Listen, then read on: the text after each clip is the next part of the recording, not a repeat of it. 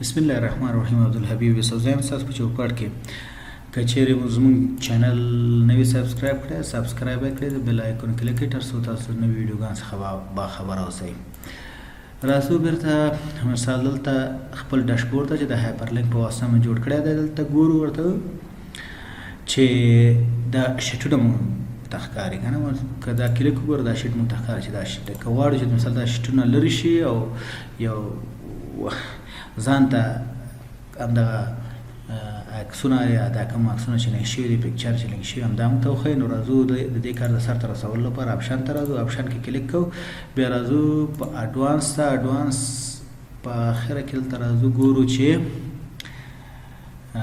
ورکشیټ ګورو، ورکشیټ شو ورکشیټ تاب دا دی په دې کې دا شو شیټ تاب دا انچک کوو. کله چې انچک ګورو دلته د ورکشیټونه نه ښکاري. دا ملمحظ کو ګورو اوس په دې شکل سره که موږ کلیک کوو ګوره موږ ته ورکشیټ نه ښکاري. باک بیرته کولی شو چې دا کلیک کوو بیرته دې ته راشو. که غواړو چې بیرته دا ورکشیټ تاب راولو نو راځو آپشن ته، آپشن کې کلیک کوو، راځو دا چې اډوانس، په اډوانس کې راځو دلته لاندې ګورو ورکشیټ شو ورکشیټ تاب دا بیرته چک کوو ورته چې اوکې. اوس ګوره موږ ته ورکشیټ تابونه مو دلته ښیي، هایپرلینک دا ټول تابونه مو ته ښیي. راځو یو بل شیټ ته چې مثلا ټیبل اف کانټینټ څنګه تاسو کولی شئ چې مثلا دا لینک کوي او د دې په سر باندې ټیکس ورکوي. زه راځم په دې باندې کلیک کوم ورته چې لینک دلته راغی ګوره دا په خپله ځای راواغسي. انوینټري دلته ټیپس ورته اضافه کوم ورته وایم چې انوینټري لیست یا ورته دلته اول کې لیکم په لومړی سر کې وایم چې یو کان اکسس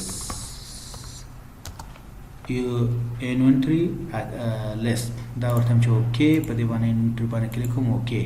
کله چې زه دلته راشم په دې باندې د ماوس پوینټر راوړم ګوره انوینټري یو کان اکسس انوینټري لیست. که دې ته راشو عین شی په همدې هم کولی شو چې لینک ورته چې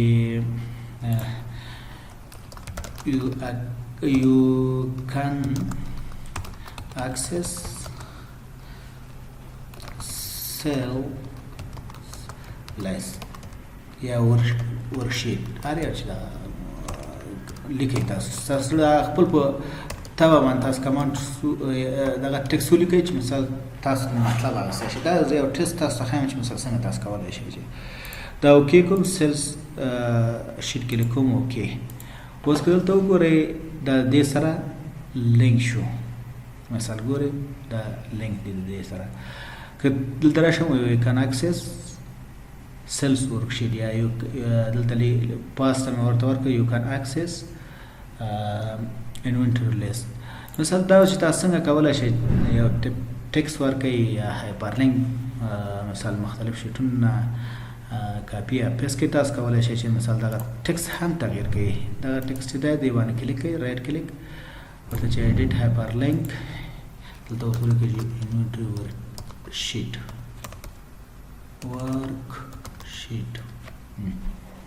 اوکې. ګوره دلته ورسره راغی چې انوینټري ورکشیټ. کله چې کلیک کړئ انوینټري شیټ ته ورشئ. نو په دې شکل سره کولی شئ تاسو هایپرلینک څخه بېلابېلې ګټې پورته کوي.